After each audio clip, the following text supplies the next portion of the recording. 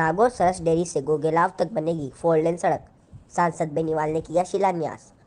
Bikaner road की सुधरेगी दशा। Divider वाली 4 लेन का होगा निर्माण।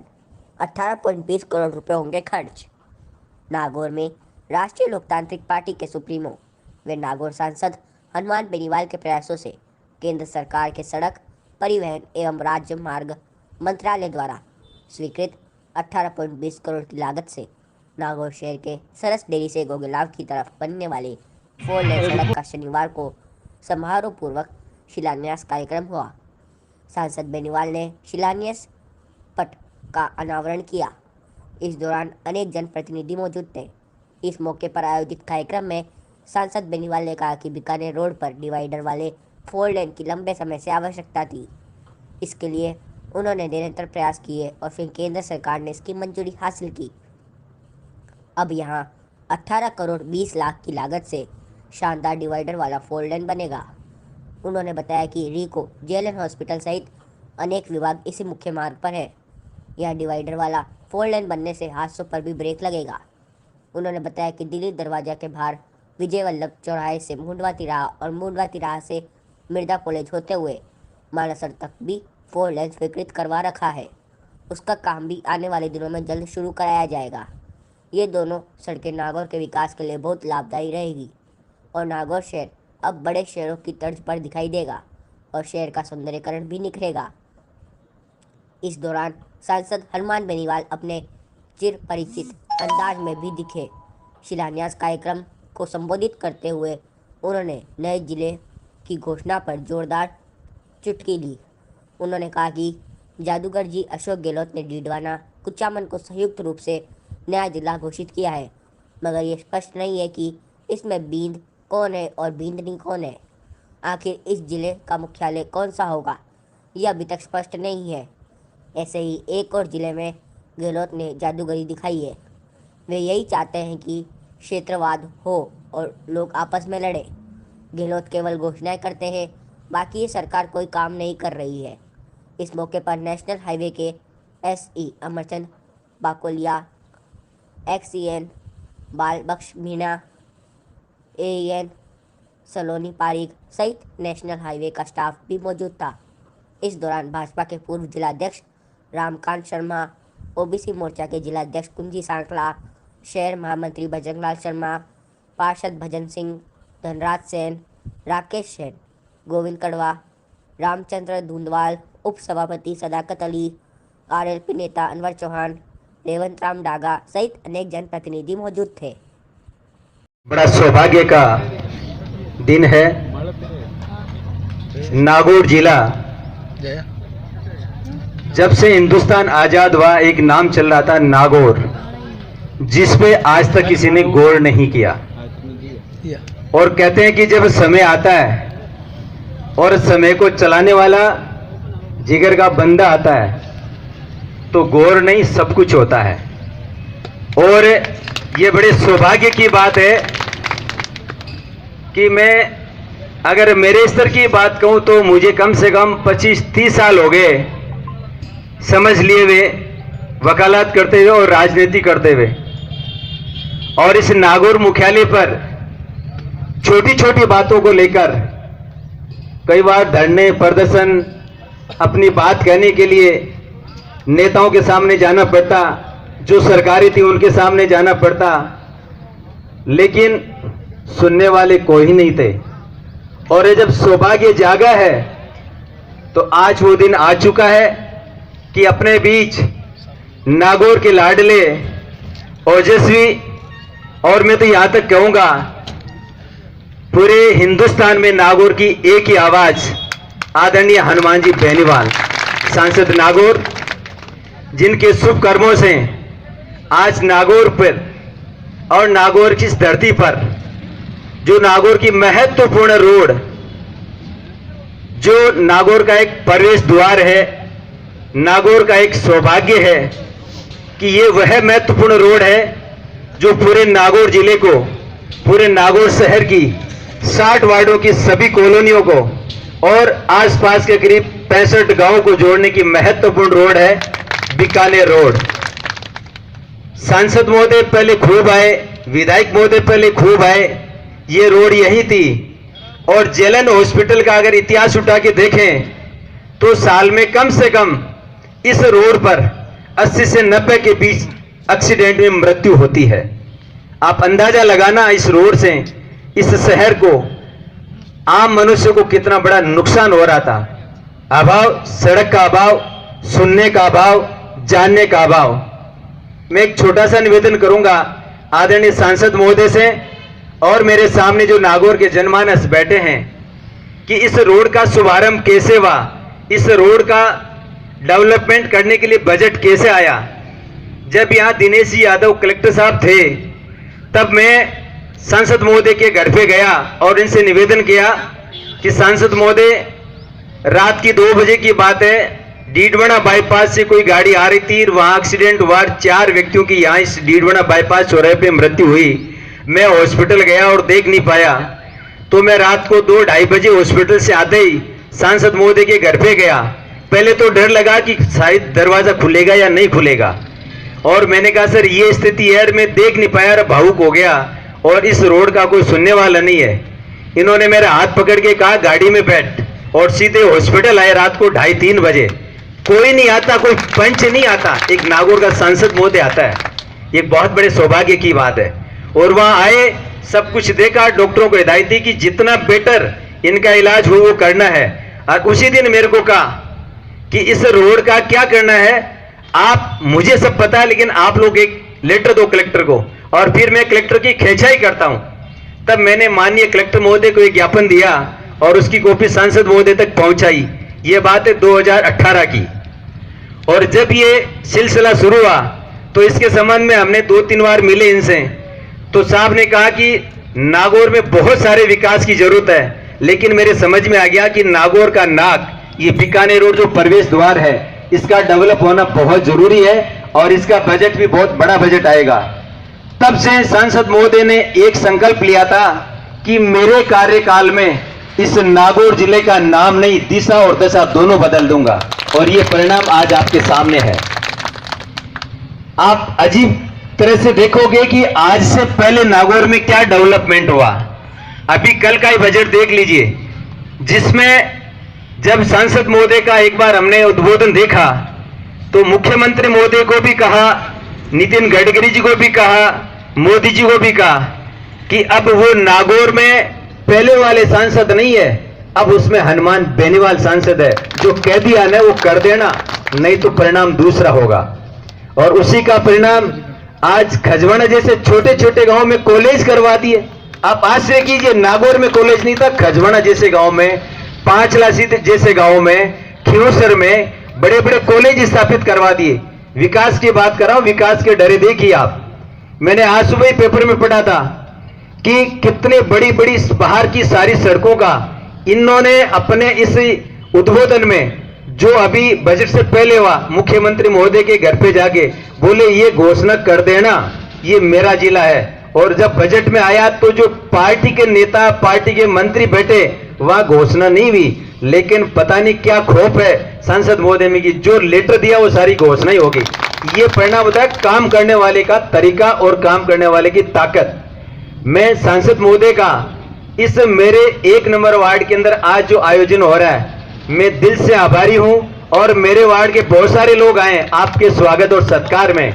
हम आपका जिंदगी भर इस नागौर जिले की ओर से ऋणी है कि आपने नागौर को बहुत बड़ी सौगात दी है।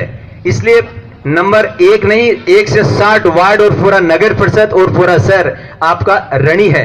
मेरे सामने मेरे सारे पार्षद भाई बैठे हैं। कल हम जब बैठे चर्चा चल रही थी कि वास्तव में सांसद महोदय हो तो ऐसे हो जो नागौर पर वास्तव में गौर कर रहे हैं और नागौर का डेवलपमेंट करवा रहे हैं।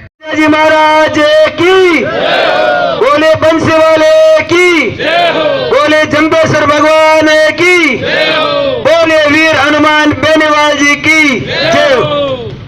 धन्यवाद वकील साहब आपका। हर वर्ष सैकड़ों आदमी इस सड़क के अभाव से मौत के घाट उतरते थे, और मनुष्य नहीं, औरतें नहीं, सैकड़ों की तादाद में जानवर बेहिसाब से मारे जाते थे, जिसका विकल्प आज एमपी साहब ने ढूंढ लिया और ढूंढ करके हमें नागौर जनता को ये सौगात दे दी कि आज हजारों सैकड़ों लोगों की जानें बच जाएगी जो बेमौत मारे जाते थे। मैं कल का उदाहरण देता हूँ कि आप एमपी साहब से यह अनुरोध करता हूँ कि नागौर से अट्यासन और इनाना तक जाने वाली रोड कल ही वहाँ कम से कम एक इस रोड की आवश्यकता थी जिसपे प्रतिदिन एक्सीडेंट होते थे और उसको मद्देनजर रखते हुए श्रीमान एमपी साहब ने ये रोड जो 4 लेन स्वीकृत करवाई, इसके लिए इनको बहुत बहुत धन्यवाद, साधुवाद। इस पुल की वजह से आइडल हो जाएगा, मतलब इसको आने जाने में बहुत ही भारी समस्याओं का सामना करना पड़ेगा। इसलिए पूर्व के अंदर इसको 3 करोड़ 80 लाख की स्वीकृति हो रखी है, वित्तीय स्वीकृति हुई थी, वो ड्रॉप हो गई। अब मैं एमपी साहब से निवेदन करूंगा कि ये आरयूबी के लिए अपने प्रयास करके इस आरयूबी को स्वीकृत करवाए और जनता को इस समस्या से निजात दिलाए। दूसरा, कल ही अखबार के अंदर देखा है, जिले के बड़ी खुशी की बात है कि कई दिनों से अपना नागौर सड़कें देखो, विकास देखो, कचरे की ढेर के समान अपन बैठे हैं। बड़ी दुखी बात है, विधायक और एमपी होते आए हैं और अपन चुनते हैं 5 साल के लिए, पर बन करके वो अपने कार्य में व्यस्त रहते हैं। अब की बार आपने सौभाग्य मिला, आपने एक अच्छा जन नेता चुना जो नागौर का सांसद हो। अपना सौभाग्य कि अपना काम, चाहे सड़क हो, चाहे स्कूल हो, चाहे कॉलेज हो, चाहे हॉस्पिटल हो, सारी जो अपनी शहर की, वो आसपास के क्षेत्र की, वो पूरे जिला की, ग्रामीण क्षेत्र की जो समस्या है उसको निराकरण करने का जरूर एमपी साहब प्रयास करते आए और करेंगे। आपको कल ही यह बजट राजस्थान की सरकार ने पेश किया और सब इसका उदाहरण आपके सामने। अभी आज जो इसका उद्घाटन शिलान्यास जो माननीय सांसद महोदय की तरफ से हो रहा है, जिसमें कि केंद्र सरकार और परिवहन एवं सड़क मंत्रालय की तरफ से स्वीकृत हुआ है, जिसमें कि सांसद महोदय के प्रयासों से ये हुआ है। ये लेफ्ट आउट पोर्शन है जिसमें कि ये डिटेल में इसके 4 लेन बनेगी और बीच में डिवाइडर वगैरह होगा। और सांसद महोदय अभी कुछ और निर्देश दिए हैं, उसमें जो भी सुधार और की संभावना होगी वो भी हम कोशिश करेंगे कि इसके अनुसार हो पाएगा। सांसद महोदय की तरफ से हमेशा नागौर के प्रयास के इसके विकास के लिए काफ़ी हमें कहा जाता है और हम भी अपनी तरफ से, जैसे आरओबी का दोनों के काम अटके पड़े हैं, उनके लिए भी सांसद महोदय का हमेशा प्रयास रहता है। उसमें कुछ कारण रह गए जिसके कारण से ये हो नहीं पाए टाइम पे, लेकिन अब एक वो आरओबी 64 है वो तो कंप्लीट हो जाएगा।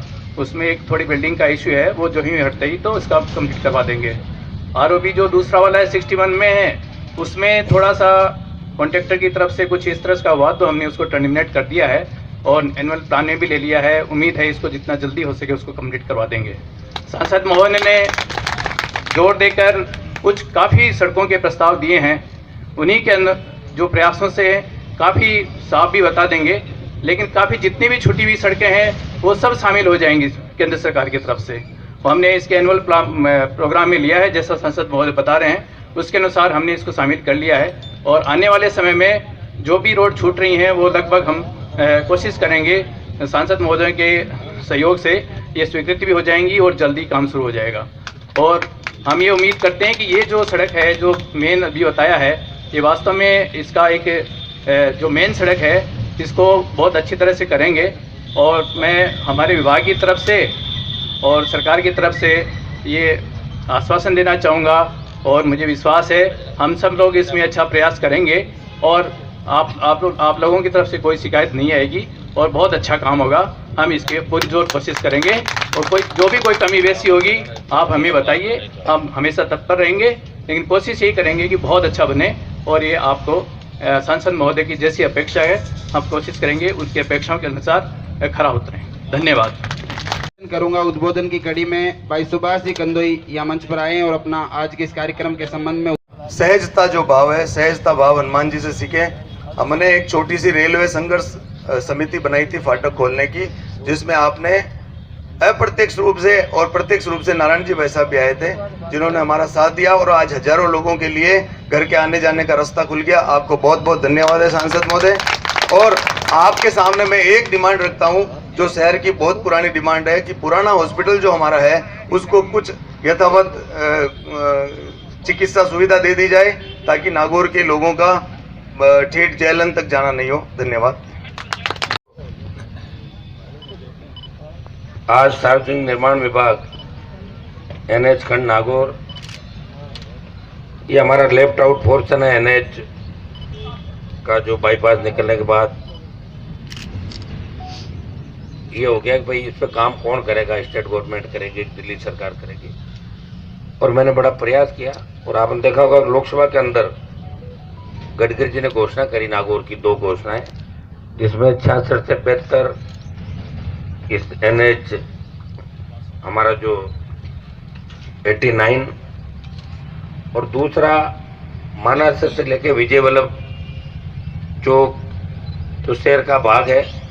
और मैंने कहा साहब स्टेट गवर्नमेंट के पास बजट का अभाव रहता है और आप कर सकते हैं, आप कर दो। दोनों घोषणाएं उन्होंने लोकसभा के अंदर की। दुर्भाग्य इस बात का है कि समय लगता है काम के अंदर, और 2-2.5 साल 3 साल से प्रयास करते करते करते करते आज वो शुभ घड़ी आई कि एक सड़क जिस पे लंबे समय से मीडिया के आपके सारे ऑफिस भी इस तरफ है, अस्पताल इस तरफ है, और सब ज़्यादा एक्सीडेंट जोन है। और हमारे गांव के लोग जो बाहर से आए बड़े, तो इधर आबादी गांव की भी बहुत बड़ी आवश्यकता इस सड़क की थी। और इसके अंदर मैं धन्यवाद दूंगा गडकरी जी का कि उन्होंने नागौर का विशेष ध्यान भी रखा और ये आश्वस्त किया कि हनुमान जी नागौर के जितने भी लेफ्ट आउट है सारे एक साथ ही दे दो। तो मैंने अब की बार एक साथ ही दे दिए। और आगामी दिनों में आप देखोगे कि इसके अलावा अपना चिमरानी की तरफ अपन जाते हैं, जो मानासर से लेके और 4-5 किलोमीटर NH जहाँ ताउसर की तरफ एक हो जाता है, एक आपका इंदाज की तरफ, तो यहाँ भी 4 लेन सड़क की स्वीकृति जल्दी करा के इसको भी 4 लेन बनवाएंगे। अट्यासन पुलिया से लेके और अभी जो डिमांड आई मुंडवा तिराई तक, इसको भी ऐसा बैठा है यहाँ पे और इसको एनुअल प्लान के अंदर लेगा। इसको भी मेरे साथ एक दिक्कत हो रही है, मैं क्या घोषणाएं ज़्यादा करता हूँ और घोषणाएं करने के बाद जैसे विरोधी पार्टियों को पता लगता है तो रोकने के लिए तैयार हो जाते, काम तो नहीं करते, काम करते नहीं है। मैं कैसे करूं, मुझे रोको, क्योंकि याद दिला देंगे। तो पता है अनवर साहब को बात सुनेंगे, सारी जानते हैं कि भाई खुद करे नहीं, दूसरा कोई को करने नहीं दे। लेकिन फिर भी मेरी हिम्मत देखो, आप घोषणाएं करता हूँ, लोग खूब विरोध करते हैं और उसके बावजूद पूरा भी करवाता हूँ और कोशिश करता हूँ जल्दी जल्दी काम करवाने का प्रयास भी करता हूँ। ये अब जो हमारे महत्वपूर्ण नागौर के अंदर जो रोड के काम बचेंगे, अभी अंदर का जो शहर है वो तो मैं यहाँ शहर के सारे पार्षदगण बैठे हैं और ये हमेशा एक बात कहते हैं कि हनुमान जी आप नागौर शहर के बीच में रहते हो, शहर का ध्यान रखो। ये सही बात है कि मेरे पिताजी 1957 के अंदर नागौर में आए, 57 के अंदर, जब से हम नागौर के अंदर रहते हैं। नागौर कॉन्स्टेंसी चाहे मुंडवा थी, खिवसर थी, लेकिन ज़्यादा समय नागौर शहर में दिया और हमेशा इच्छा रहती है कि नागौर शहर का विकास कैसे हो, शिक्षा के क्षेत्र में हमारा शहर आगे कैसे बढ़े, डेवलपमेंट में आगे कैसे बढ़े। बाहर जाते हैं लोग कहते हैं नागौर में कुछ है ही नहीं, तो अंदर का तो देखो नागौर ठीक अपन मिलकर कोशिश करेंगे। उसके लिए तो सरकार चाहिए, तब तो 24 घंटे के अंदर जिस तरह जोधपुर में नई सड़क बनी वो हो सकता है, उसके लिए सरकार चाहिए, वो आएगी तो वो भी हो जाएगा। लेकिन अभी जो बाहर का मेरे MP बनाने के बाद आपने जो मुझे बाहर का काम सौंपा है, मैं आपको विश्वास दिलाता हूँ कि राजस्थान में नागौर वो जिला मुख्यालय होगा जहाँ राजस्थान में सबसे ज्यादा काम होगा। या आप देख लेना खुद ही, तो सारी ऑनलाइन चीजें होती, मैं ऐसे थोड़ी कह रहा हूँ। अब आपका ये 88 से लेके ये हो जाएगा। एक अपना बाईपास जो कृषि मंडी से लेके पुराना बाईपास था मेला मैदान, इसको भी नया बनवा रहा है आपके पूरा इसी तरह में 4 लेन सारा, ताकि बार बार परेशानियों का सामना नहीं करना पड़े। देखिए सड़कें लोग बना गए, चोरी कर गए, चले गए, मर गए, अब उनका कोई इलाज नहीं हमारे पास। और इतनी ताकत है नहीं कि एक दिन में जांच करा के निकलो, उसके लिए सरकारें चाहिए। मैं यहाँ इनको एससी साहब को धन्यवाद दूंगा, भाकोरिया जी को, मीणा जी को, अयन साहब, ढाका जी, सारी क्वालिटी कंट्रोल की टीम को, और हमारे प्रधान जी मुंडवा, प्रधान जी नागौर, चेयरमैन साहब मुंडवा, डिप्टी साहब, सीआई साहब, और तमाम जो हमारे उप प्रधान और पार्टी आरएलपी के साथ साथ हमारे रामचंद्र जी जो विधायक प्रतिनिधि के रूप में आए, मीडिया के मेरे साथी और शहर के सम्माननीय सारे पार्षद और मौजूद बुजुर्गों और हमारे प्रेस के साथ साथ दूसरे भाई जो लंबे समय से एक उम्मीद लगा के बैठे थे। लोग मुझे चुनौती देते थे कि काम चालू कब होगा, हो नहीं रहा, तो उनको एक ही बात कहता था, काम मैं थोड़ी करूंगा चालू। और दिक्कत आप देखिए, कोई काम चालू हो जाता है। मैं एक उदाहरण देता हूं आपको कि मेड़ता सिटी से लेके मुंडवा सड़क टूटी हुई थी पूरी। 2 साल पहले मैंने लड़ झगड़ के 70 करोड़ रुपए स्वीकृत कराए। 1 करोड़ रुपए पर किलोमीटर का बहुत होता है, ऐसी साहब बताइए, स्टेट हाईवे के लिए 1 करोड़ रुपए पर किलोमीटर में बहुत होता है पैसा। मेड़ता रोड का वो मुझे पता था तकलीफ लोगों की, मेरी तकलीफ थोड़ी थी। मैंने पहले तो कितने लोग राज करके जो आपको दिखे ही नहीं, नारों से और उससे काम करके चले गए। उस पुलिया की उस काम को स्वीकृत हुआ। काम एक ठेकेदार आया, हमारे समाज का था, एक्शन नहीं, उसको लेके बोले साहब मिलना चाहता। मैं कि कान से पकड़ कर, कौन है कि ठेकेदार? में कि इससे मेरा क्या काम है कि साहब काम करना चाहता। मैंने कहा ये वो चोर तो नहीं है जो पर्वतसर के अंदर सड़क बनाती बह गई थी? बोले यही है।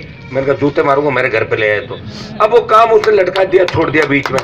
काम बीच में छोड़ने से क्या होगा? पीछा कौन छोड़ेगा बताओ? ये तो सरकारी पैसा है, इसका दुरुपयोग कोई नहीं करने देगा। दुरुपयोग वही होगा जहाँ के नेता चोर है।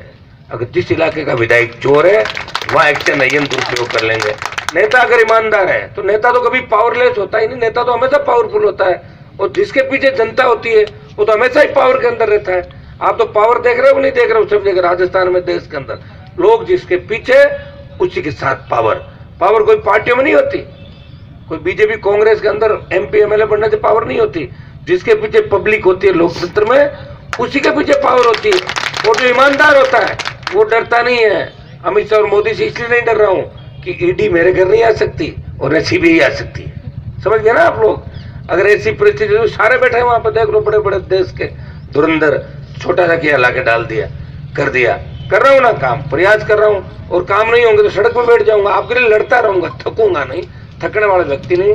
उस मेड़ता वाले ठेकेदार को एक्शन आई जितने भी है, मैं आज इस माध्यम से फिर उनको कह रहा हूं कि जिसने वहां काम किया, कोई ये नहीं ट्रांसफर करा के भाग गया, छोड़ूंगा नहीं कहीं भी गया तो उसको आना ही पड़ेगा। इसलिए वो जल्दी जल्दी काम कर ले, क्योंकि ऐसा नहीं हो कि काम के नहीं करने के अभाव में जेल भी जाना पड़े, तबीयत भी खराब हो जाए और कईयों को ऊपर भी जाना पड़ता है। ऐसा है कि नहीं चले जाते बीमार होकर। तो मैं इस सड़क पे भी आप सबको कहूंगा कि मुझे नहीं पता ठेकेदार कौन है क्या, मैं इसको जानता भी नहीं, लेकिन काम अच्छा करें। कहीं नागौर का नाम, नावा का नाम सुन के नागौर में गलती से नहीं आ गए हो कि नावा की तरह नागौर होगा। ये नागौर है, यह मैं हूँ, ये केंद्र का पैसा है, खाने दूंगा 1 रुपया भी।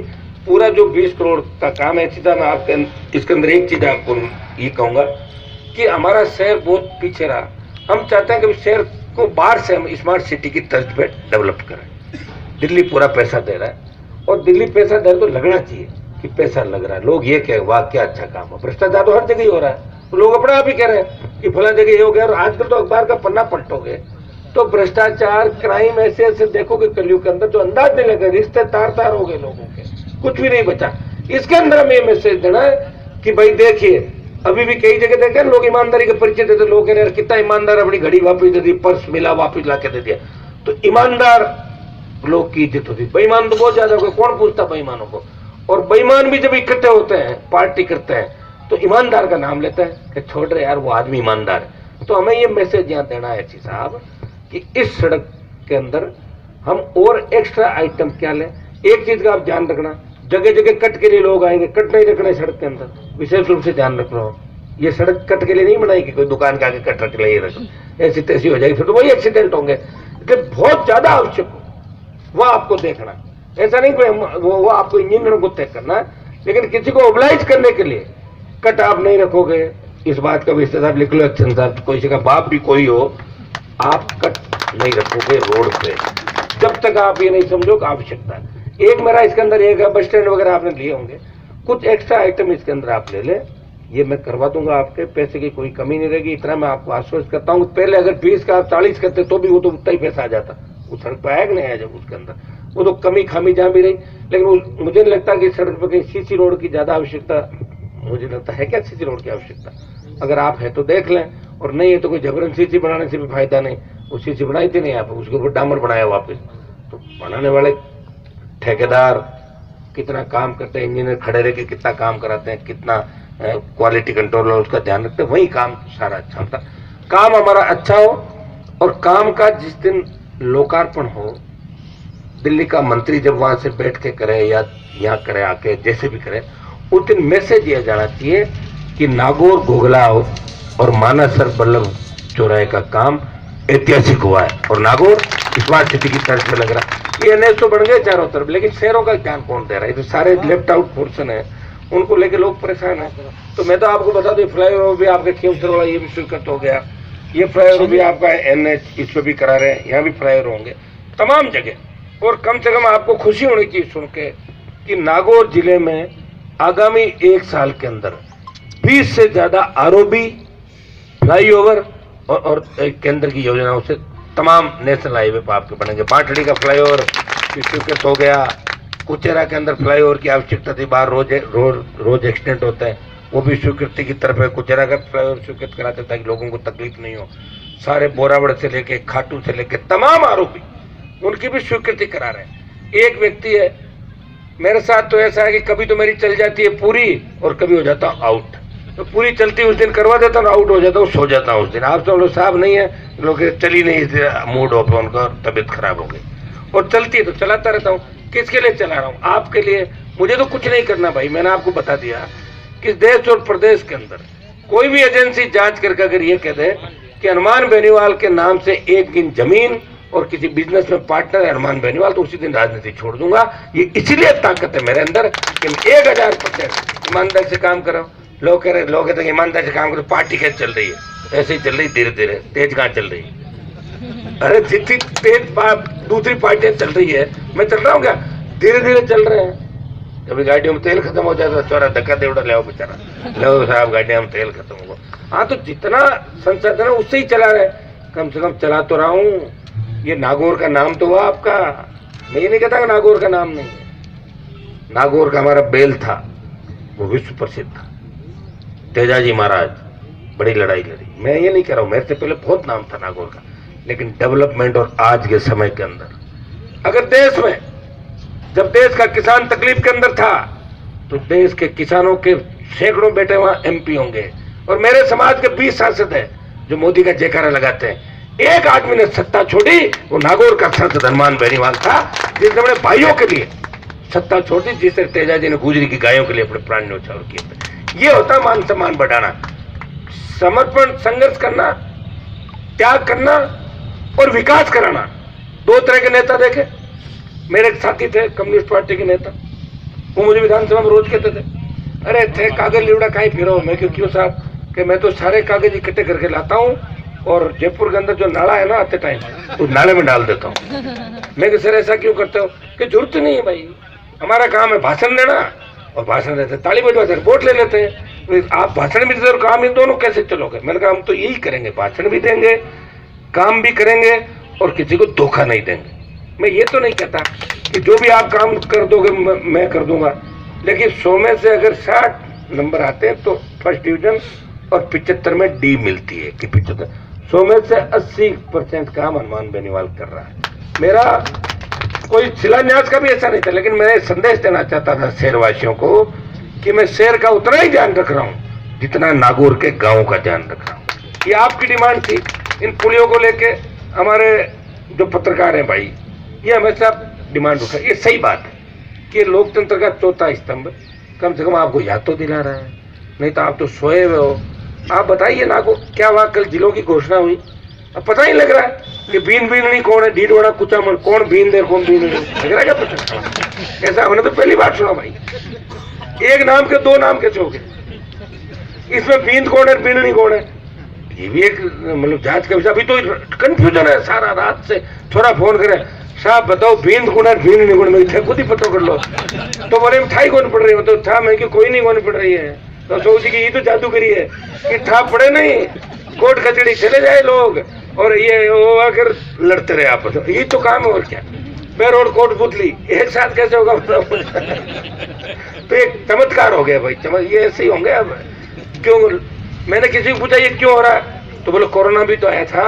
बात तो सही है। पहले अपन सुनते थे मरी पड़ी, कहाँ पड़ी, किसने देखे? और जी क्या मरी, क्या कहते थे कि मरी पड़ी जब लोग बहुत मरे थे, ऐसी साहब मर गए थे बहुत सैकड़ों साल पहले। लेकिन हमने देखा कोरोना के अंदर किस तरह लोगों ने दम तोड़ा। सेकेंड लेयर में ऑक्सीजन का अभाव में दम तोड़ा, ऑक्सीजन के लिए मरते हुए लोगों को देखा, प्लांट बना लिया, अब क्या फायदा, गई वो तो।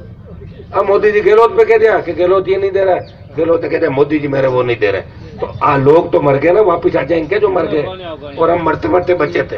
कई लोग कहते हैं कि आपने क्या कर लिया ना, जिंदा रह गए, कम बात है क्या, मर जाते जब क्या कर लेते। अब आप तो ऐसा करो, ज्यादा गुस्सा वुस्सा कम किया करो, बातें किया करो ज्यादा। कई लोग मैं थारे उम्र पर छाके रहा तो बढ़िया ना, जिंदा बच गए, चले जाते कोरोना में फिर क्या होता, बैठने आना पड़ता और क्या नौकी तेरा कर लेते, कोई कर पाएगा इस धरती पर नौकी तरह, कोई नहीं कर पाए भाई। ये तो प्रयास है जो हम कर सकते हैं। आप देखिए चॉइस एक, मैंने कांग्रेस वाला हूं, मैंने कहा तुम यार रोज झूठ क्यों बोलते हो, तुम कहते हो कि 2500 सांसद कुछ नहीं करे, 2500 मत बोलो, 24 एक बोल रहा है। कांग्रेस का तुम्हारा एमपी नहीं है राजस्थान का पैरवी करने वाला, तुम कर लेते ना, तुम्हारी सरकार थी 60 साल, क्या क्या तुम लोगों ने। मैं लड़ रहा हूं प्रदेश के लिए, विशेष राज्य का दर्जा दिलाने की बात करता हूं। अग्निपथ जब देश के अंदर आया, एक ही एमपी बोल रहा देश में सेना के सम्मान में, मेरे रिश्तेदार कोई लेफ्टिनेंट कोई फौज में एक भी नहीं है।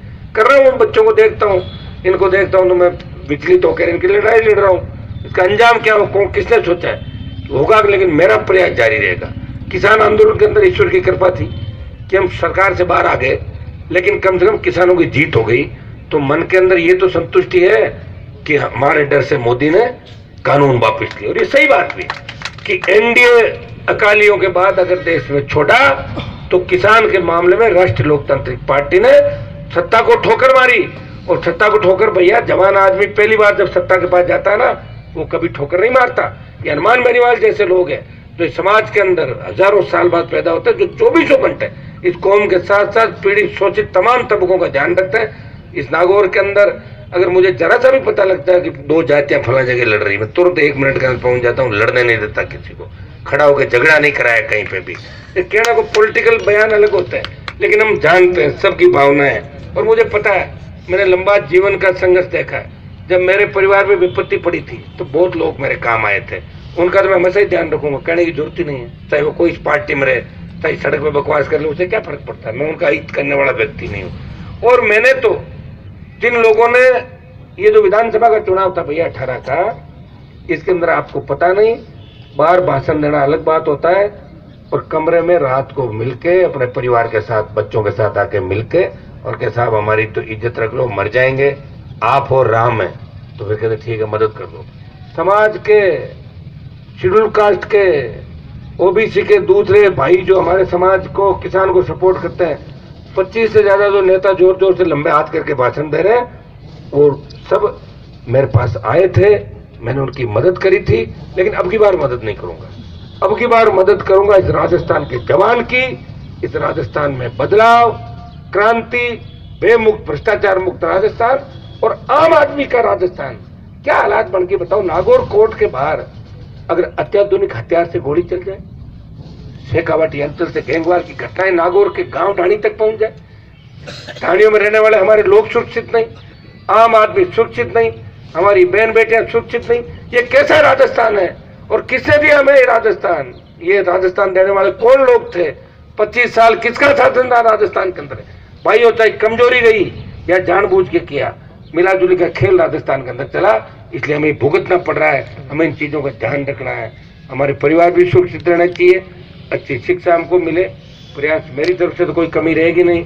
सत्ता छोड़ने के बाद दिल्ली में भी उतनी पैरोकारी करूंगा, स्टेट के अंदर भी आप देखिए जिस चीज की हमें सबसे बड़ी आवश्यकता थी, बजरी स्टेट हाईवे पहले टोल फ्री की थी सरकार ने, जब बड़े आंदोलन हमारे हुए थे, हम चाह रहे थे कि स्टेट हाईवे टोल फ्री हो, बजरी को लेकर। कल राजस्थान में आरएलपी ने पूरे राजस्थान में प्रदर्शन किया। देखिए लड़ कौन रहा है राजस्थान में, कांग्रेस खात्मे की ओर है और भाजपा मस्त हो रही है कि 150 सीट आ रही है हमारी। सिर्फ राष्ट्रीय लोकतांत्रिक पार्टी आम आदमी के लिए, गरीब आदमी के लिए, सड़क से लेकर सदन तक अगर कोई लड़ाई लड़ रहा है, हम लोग लड़ रहे हैं, हमें कोई लड़ने की आवश्यकता नहीं है। 3 से 5, 7, 10, 15 तो वैसे ही हो जाएंगे, घर बैठे बैठे क्या देंगे ना, तो 3 से सीटें बढ़ेगी। लेकिन बढ़ने से फायदा क्या हो जाएगा? अगर हम 10 पे भी आ जाए और किसी दल की 125 सीट आ गई, 10 का क्या फायदा? कुछ नहीं, पीछे पीछे रहो। हम बदलाव जब होगा, जब त्रिकोण होगा, ट्राइंगल होगा, या हम लोगों के बिना सरकार नहीं बनेगी, या हम सबसे बड़े दल के रूप में राजस्थान के अंदर होगा। उसकी शुरुआत कहाँ होगी? इस जिले से होगी। 10 की 10 आ जाए नागौर के अंदर, और आने की स्थिति है, मतलब फर्स्ट सेकंड पर है ही 10 जगह। फर्स्ट पे आ जाए, मारवाड़ से 25 आ जाए, इधर चलते चलते हमारे 15-20 जिले सारे देखे राजस्थान। और ऐसी कोई जगह नहीं जहाँ हमने वोट नहीं लिए। बल्लभनगर में लिए, सुजानगढ़ में लिए, सरदार शहर में लिए, मारवाड़ में पहले लिए, कोटपुतली में लिए, नीम का थाना लिए, सीकर लिए, नवलगढ़ लिए, तमाम जगहों में आसीन से लेके जहाँ हम सेकंड नंबर की स्थिति में रहे।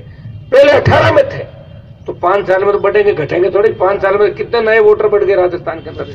वो जो नया वोटर बढ़ा है, यंगस्टर है, वो भ्रष्टाचार के खिलाफ है। वो नई व्यवस्था चाहता है राजस्थान के अंदर कि व्यवस्था नहीं होनी चाहिए।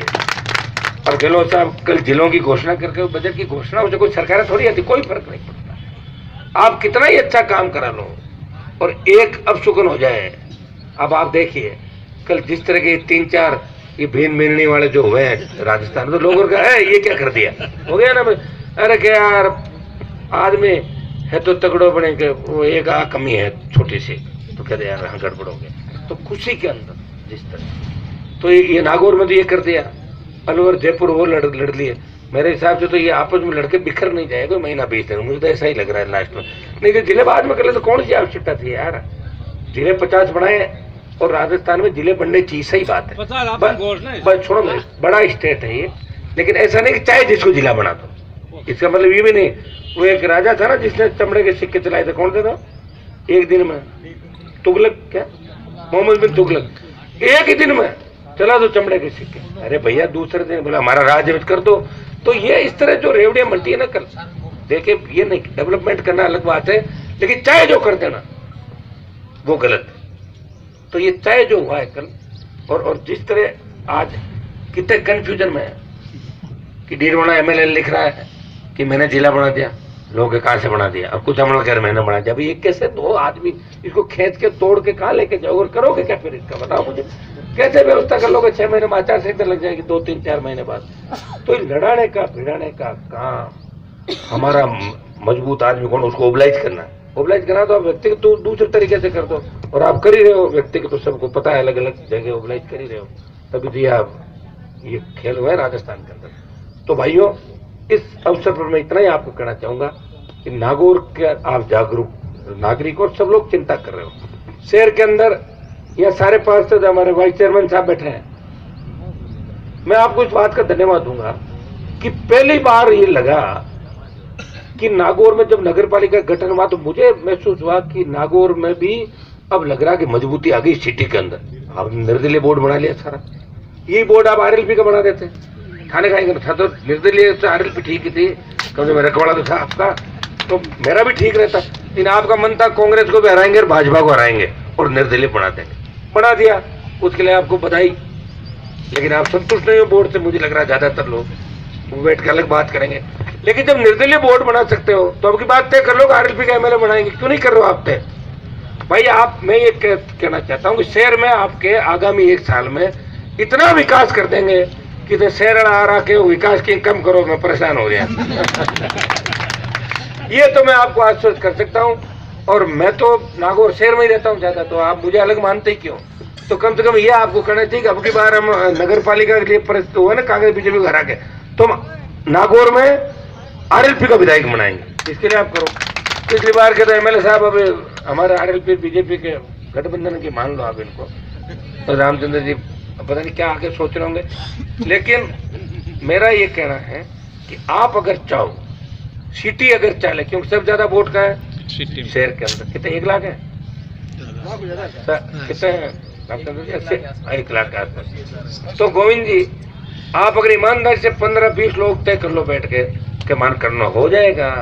गांव से तो लीड लेता हुआ आएगी आरएलपी पार्टी, 18 25 उठेंगे। हमारे सरदार शहर में देखा नहीं क्या आता था तो वहीं फट 20,000। तो ये मैं कोई मेरे लिए नहीं कह रहा हूँ। देखिए मैं तो 23 तक की लड़ाई लड़ूंगा, 23 के बाद लड़ाई भी नहीं लड़ पाऊंगा, क्योंकि आदमी की उम्र भी धीरे धीरे बढ़ती है, ठीक है ना। उम्र अगर बेग होती रहे ना तो 1000 साल लड़ लेंगे, तो लड़ नहीं पाएगा आदमी। 23 की लड़ाई अंतिम लड़ाई है। अगर आप चाहते हो कि हमारे बच्चों को डिग्री के बाद रोजगार, डिग्री से पहले रोजगार की गारंटी मिले, बहन बेटियां सुरक्षित रहे, हमारे सपनों का राजस्थान रहे, पानी, बिजली, सड़क, स्कूल, पेंशन, विकलांग के सर्टिफिकेट, इसके लिए लोग घूमते रहते हैं। बताओ नरेगा का भुगतान नहीं हुआ, सरकार 200 रुपये दे देती है, 500 रुपये बांट देती है, फ्री बल्ब दे दिया फ्री, उससे खुश हो रहे हैं लोग। अरे अपने स्वाभिमान को जगाओ, मजबूती लाओ और अपनी व्यवस्था लाओ। डिप्टी साहब बैठे, ये तो भले आदमी डिप्टी साहब, तो सुनो आपको सबको साथ लेकर चलते हैं। थाने तहसील कचहरी में गांव का आदमी जाए तो उसका सम्मान कैसे हो?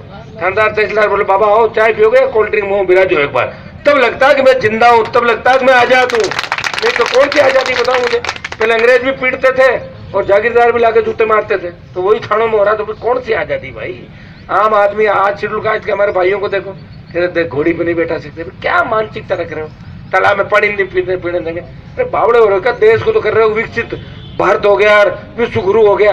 अरे बराबर दर्जा देना पड़ेगा भाई। 30% ज्यादा पॉपुलेशन है शेड्यूल कास्ट की, ट्राइब की देश के अंदर। ये जब तक बराबरी पे नहीं आएंगे तब तक देश बराबरी पे नहीं आ सकता। इन संकीर्ण मानसिकताओं को छोड़ना है। मैं तो बड़ी जातियों को हमेशा कहता हूँ कि आप तो दलित दूल्हा घोड़ी पे बैठे, तो आप घोड़ी को लेकर चलो आगे, करो मैं निकलवाता हूँ। यही तो होता है, और क्या रक्षक क्या होता है। गांव के अंदर अगर मजबूत जाति के 10 घर हो, 20 घर हो, हमारे समाज के हो, चाहे दूसरे स्वर्ण जातियों के, तो उनकी ड्यूटी बनती है कि शेड्यूल कास्ट के उन भाइयों की रखवाली करें, उनको भी जीने का अधिकार है। आजादी के बाद अपन तो मोबाइल पर, व्हाट्सएप पर, फेसबुक पर बड़े टीवी लगा के, एसी लगा के, फॉर्च्यून लेके घूम रहे, और अगले बेचारे को साइकिल नहीं लेने देती, तो भाई अन्याय हो गया ना। फिर अंग्रेजों के और सामंतों के इस राज में क्या अंतर रहेगा। इस भावना को बदलना होगा, संकीर्ण मानसिकता को बदलना होगा। लंबा मेरा भाषण हो गया, उद्घाटन से मैं राजनीति की तरफ चला गया। तो मैं यही कहना चाहूंगा एसपी साहब कि आप पर्सनली इस मामले को खुद मॉनिटर करेंगे, आपके एक्शन आईएन पूरी टीम, काका जी आप भी अब क्वालिटी कंट्रोल फ्री हो, और आपका ही जाएगा। देखो करोड़ अच्छी नहीं बने, मैं तो कह दूंगा आप नहीं बनाए, आपका एरिया इधर ही है ना, तो फिर आप इसको अच्छा बढ़िया ढंग से बढ़ा। इसका बजट एक्स्ट्रा अपने क्या क्या आइटम लेने।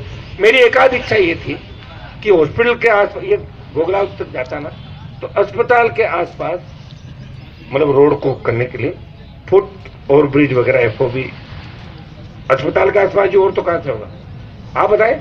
इसके अलावा तो कोई यहाँ जगह ऐसी नहीं भाई यहाँ से उतर के जाए, या आपको महत्वपूर्ण कोई जगह और लगे तो एक आध FOB अपने एक्स्ट्रा, जैसे कि लोग इधर से उतर के उधर चले जाए।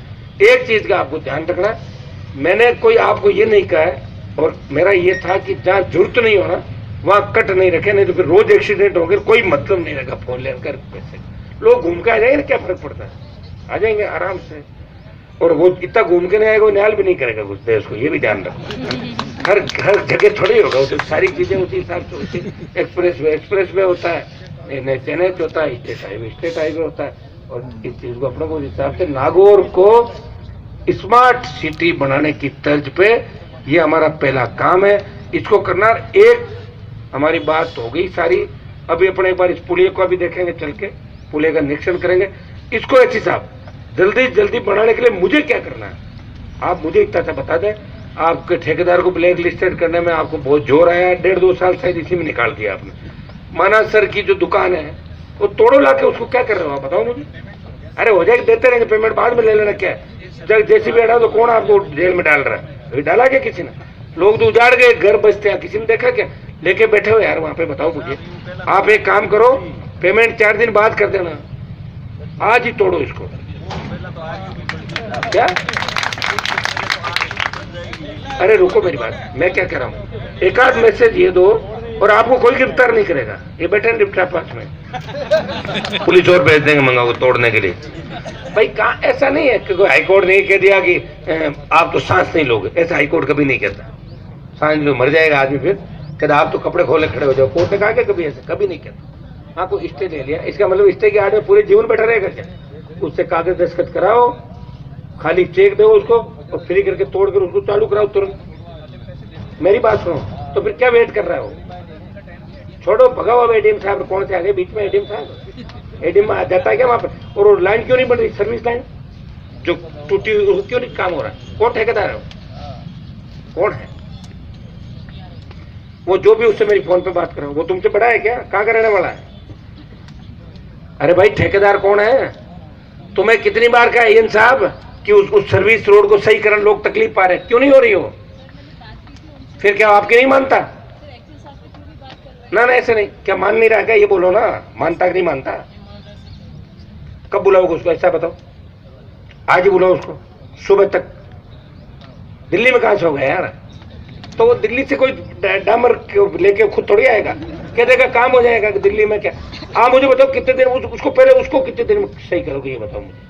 वहां है ये आपका कमिटमेंट है? मतलब कौन सा माना सर से जो अपने दोनों तरफ, उसको एक बार सही करवा दो, बाकी अपना बनेगा, उस समय ठीक हो जाएगा। लोग कितने तकलीफ पा रहे हैं, थोड़ा सा देखो आप लोग ना। तो आप इसका लिख लो आप एक्शन का। और ठेकेदार से मेरी बात कराओ, कहाँ का है? गुजरात का तो नहीं है? अभी काबू नहीं आ रहा आपका। गुजरात का है क्या ठेकेदार? गुजरात का है ना? उत्तराखंड का है। अरे रहना क्या, कहाँ का है? दिल्ली तो मैं भी जाता हूँ, नागौर का हूँ मैं। गुजरात का होगा, गुजरात के नाम से इनको डर लगता है। फोन ही लगा, पता नहीं कौन निकल जाए। फोन करते नहीं, मेरे को तो बात हो गई। चलो आप बात करो उस ठेकेदार से, वो जल्दी काम हो। और बाकी आप सब लोग आए, अपने उद्घाटन का कार्यक्रम जो आप लोगों ने डिपार्टमेंट ने करवाया, इस शिलान्यास समारोह का सब लोगों का धन्यवाद, पूरे नागौर शहर का, जनप्रतिनिधियों का। इस काम को इतना ही आप इसके अंदर देखें कि हम एक्स्ट्रा आइटम क्या ले सकते हैं। एक FOB हमें उसके लिए जरूरत पड़ेगी अस्पताल के लिए, वो ठीक काम का रहेगा ना? सबसे बढ़िया रहेगा। क्यों आप बताएं, प्रेस वाले ज्यादा, आप ही बता। सही है, एक वहां हो जाए तो लोगों को मतलब वैसे नहीं पड़े अपने आना। एक FOB वहां ले ले और एक्स्ट्रा कोई आइटम लेना, तो आप तो ऐसा तुरंत रहे, तुरंत स्वीकृत जारी, काम इमीडिएट। इस काम को जल्दी जल्दी, बरसात ये नहीं बरसात आ जाए उससे पहले जोरदार तरीके से रोज खड़े रह के। काका जी ये आपको बढ़ाऊं दे रहा हूँ, इस काम को ढंग से करवाना है। मोंडवा मेहता रोड वाला जगह पे कोई करे हो लोग, वैसा करा के छोड़ मत देना यार बीच में, ये ध्यान रखना आप, है ना? नहीं तो लोग फिर वो कहते हैं कि ये थोड़ी समझ पाएंगे, तो देर काम चालू हुआ ही नहीं। तो आप सबको हाँ क्या करें, हाँ वो हबीब साहब करे, मैं कराऊंगा। फिर उन्होंने जिद कर ली कि 4 काम मेरे छोड़ दो, बाकी मैं करवा देता हूँ। कुछ तो उनकी बात भी रखो। तो आप सबको बहुत बहुत धन्यवाद, शुभकामनाएं।